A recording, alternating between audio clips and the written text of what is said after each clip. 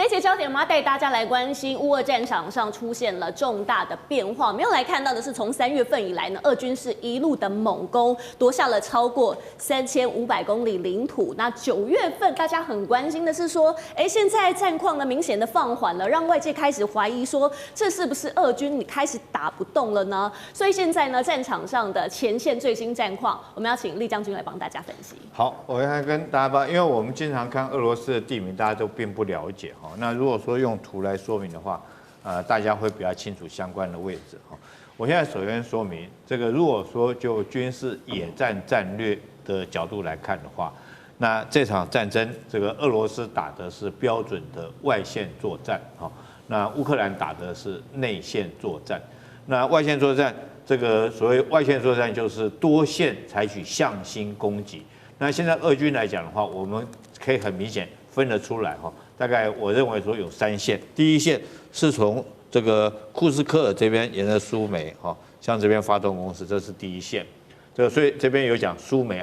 第二线就是这个哈尔科夫哈，哈尔科夫这边就是伊久姆这边哈，这个向这边发动攻势。这边有个库皮扬斯克，等一下我特别会在这边跟各位做说明，这是一个关键的一个节点。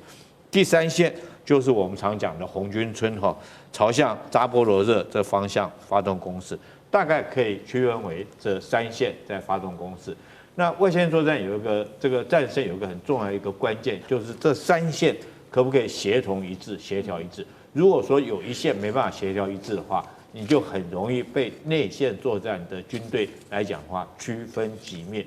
但是我们现在看到，由于这个俄军它通讯器材都已经非常的进步哈，所以3线协调得非常很好。那再来我们看到哈，这是战略上面来看，我们讲说战术动作，这是来讲红军村这边，大家记不记得在上个礼拜的时候，川普冒出一句大话，说俄罗斯是纸老虎，然后这个泽伦斯基也很飘哈，说他这个叫乌克兰叫这个克里姆林宫那边要准备这个坑道这个防空洞哈，他准备要反攻了，而且这个川普说，如果说是这个让北约支援给乌克兰适当的军援来讲的话，他们有可能收复乌东的失土，全部收回来。为什么川普讲这句话？因为在红军城这边哈，确实发生了一些变化。那红军城发生什么变化？就是乌军打了一场胜仗。那时候乌军为什么打胜仗？他用他最后的预备队叫做这个亚速旅12旅投入到这个地方来。那时候这个俄罗斯的部队哈，这个在战术上面他太突进了，太冒险，他往前面突进，往前面打进去，你侧翼就两边的。就像是往前面一拳头打出去，你2边的这个腰部就露出来了嘛。他这个乌克兰军队就用他打他的腰部，用这个亚速旅去打他腰部。所以这边来讲，他确实是收复了300平方公里的土地。那另外来讲，但是没想到这个时候哈，所谓外线作战的诀窍就在这边，他把他这个我讲的亚速旅战略预备队吸引到这边来之后，我故意露一个破绽让你吸引到这边，结果没想到。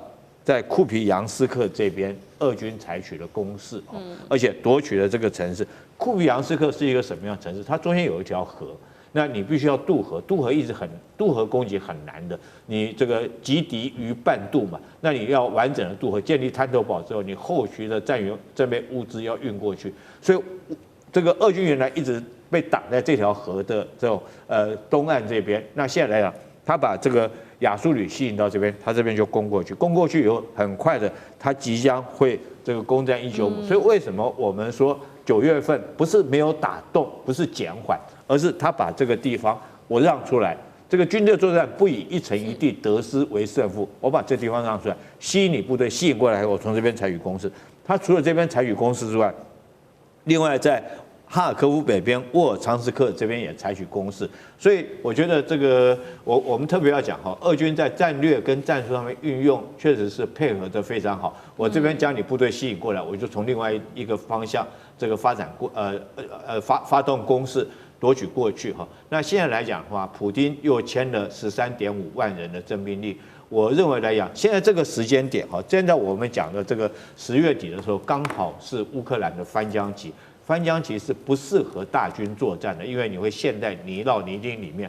但是如果说是到了11月哈，土地下雪结冰以后，土地结冻之后，我相信这个普京会继续加大它的攻势，因为它现在很明显已经在征了13.5万人的兵力部署在这边，那可能这个等到它控制最后节点，现在来讲的话，西方已经说这线已经是他们讲说是新的这种顿巴斯防线了。但是这是这个什么叫就是西方学者的说法。如果用军事说法，这叫什么？我认为是最后确保线。如果这条线你没守到的话，我想后续来讲，乌克兰可能全军败退。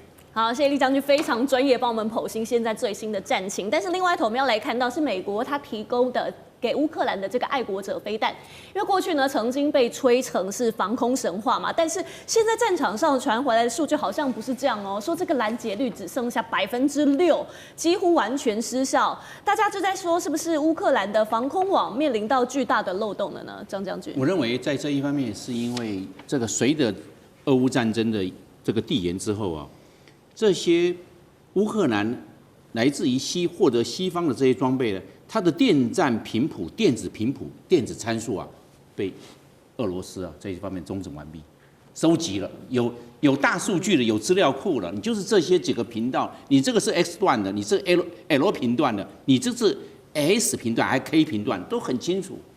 你这样子的话，越打到最后面，拦截率成功率越来越差。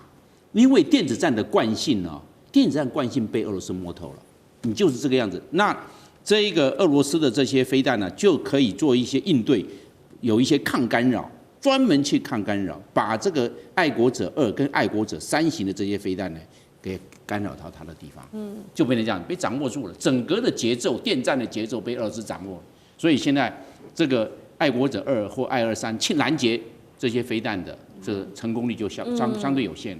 现在这乌克兰所获得的爱2跟爱3呢，是老批号的，它的速度啊，大概是3.5倍音速上去拦截。但是我们现在俄罗斯所发射的这个伊斯坎德尔，它的终端的速度是6倍音速，你3.5倍音速去拦6倍音速，困难呐，你太慢了，它的速度还比你还快。如果拿真果树飞弹的话，俄罗斯打过真果树飞弹呢，它的速度是11倍音速，你怎么去拦？那么快，你那么慢，怎么去拦？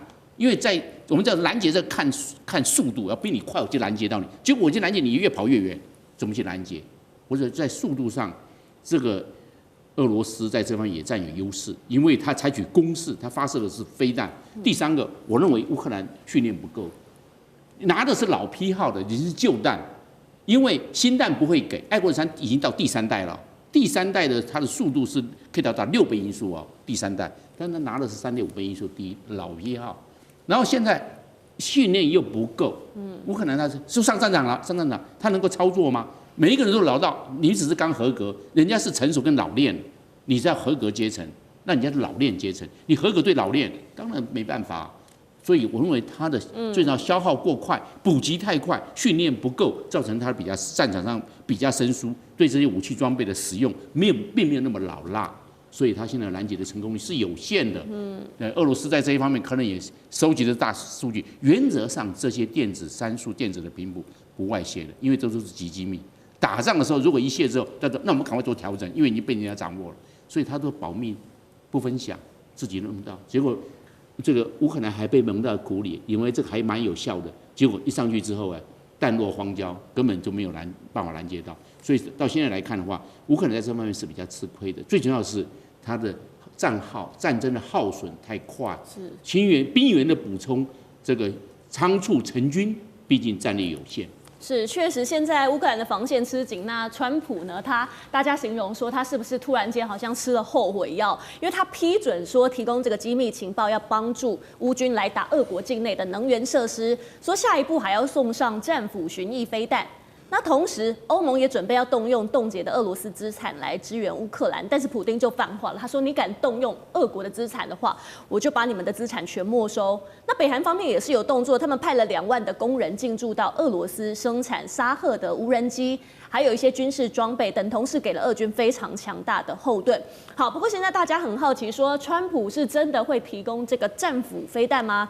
还有说，欧盟你动用资产，那北约会不会直接摊牌？还是就只是做政治表态？杨老师，我觉得现在战争进入到一个转捩点，也就是川普似乎恼羞成怒了。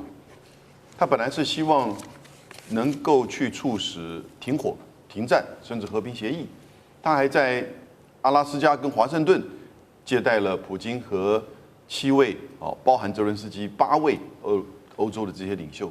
结果不成功的情况之下，他现在大概想要用武力的方式来去逼使普京退让。但是这招有用吗？过去的经验看起来没有用的，因为在刚才2位的解释很清楚，在战场上，不管是地面还是在无人机、在飞弹层面，俄国是占有优势的。那现在战斧飞弹能够去平衡过来吗？一枚战斧飞弹要多少钱？140万台币啊，对不起，140万美金呢。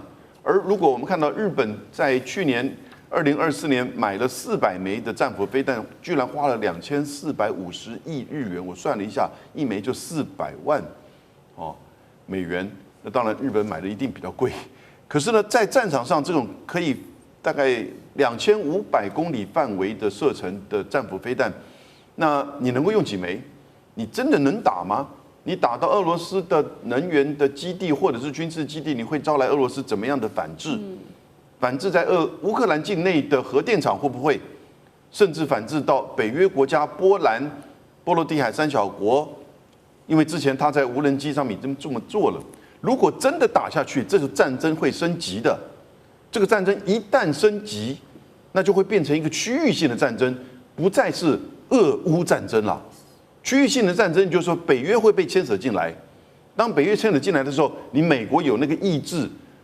你川普有那个意志，有那个胆量，最重要是你美军要被测试，你有没有那个能力打这个战争啊？这个会完全的摊牌，这几个问题都是很深刻的问题。有没有那个意志？有没有那个胆量？最重要，美军真的有没有那个能力？